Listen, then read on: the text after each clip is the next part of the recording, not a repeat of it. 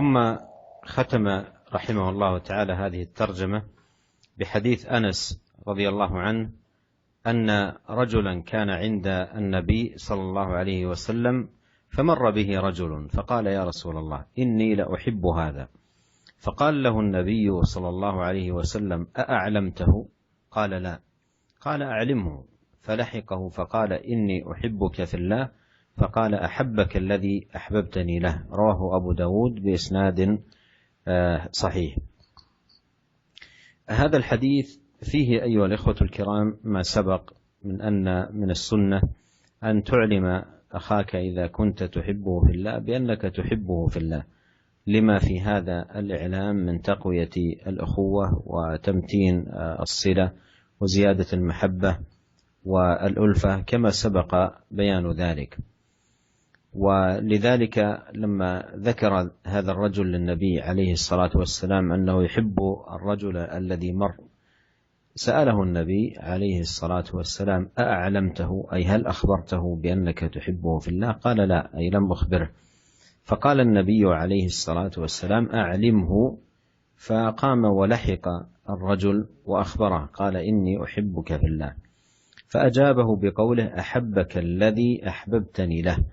وهذا يستفاد منه أن الشخص إذا أخبره أحد بأنه يحبه في الله أن يجيبه بهذا الجواب المسدد العظيم، بأن يدعو له بهذه الدعوة التي من أعظم الدعوات وأنفعها: أحبك الذي أحببتني له، أي أحبك الله.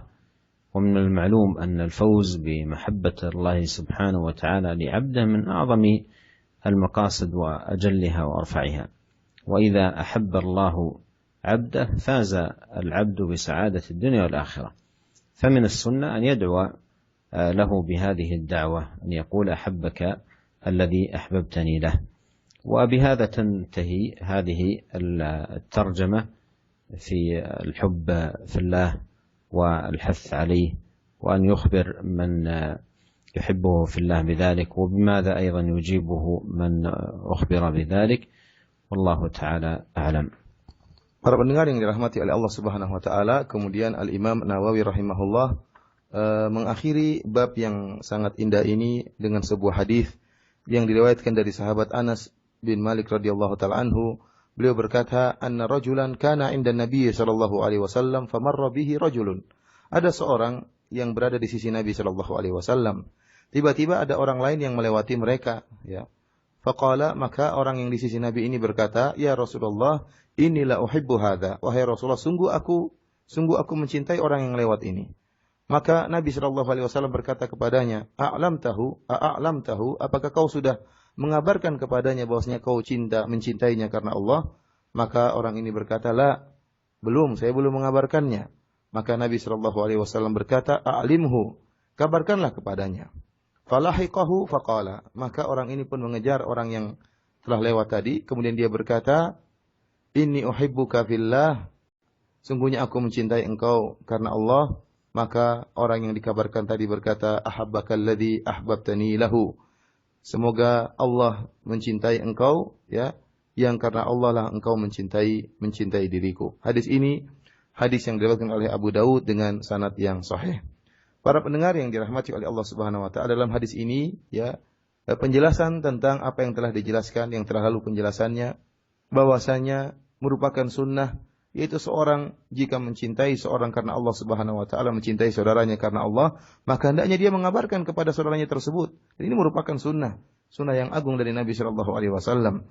Karena dalam pengabaran tersebut, ya, pemberitahuan tersebut, maka akan memperkuat tali ukhuwah, tali persaudaraan, akan menambah al-mahabbah, akan menambah rasa cinta di antara mereka berdua, kedekatan di antara mereka berdua, dan akan menguatkan rasa saling cinta kasih di antara mereka berdua. Dan ini sangat dituntut dalam syariat, ya, menguatkan saling rasa cinta, saling mengasihi persaudaraan di antara kaum muslimin.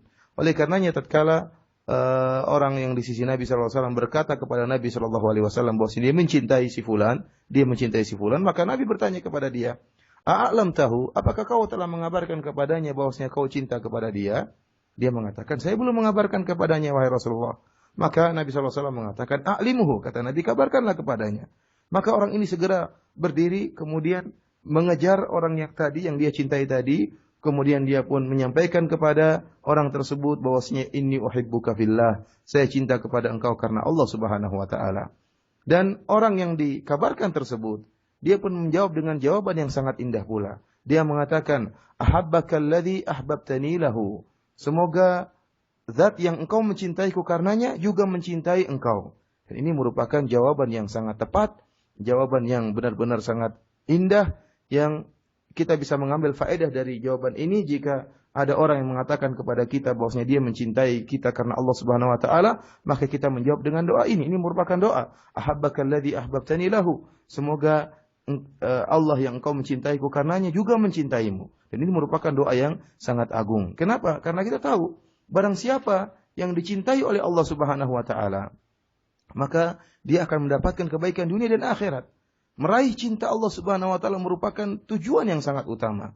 Merupakan tujuan yang tertinggi yang ada di dalam agama ini. Kita ingin dicintai oleh Allah Subhanahu wa taala. Dan barang siapa yang dicintai oleh Allah Subhanahu wa taala, dia pasti akan bahagia di dunia maupun di akhirat.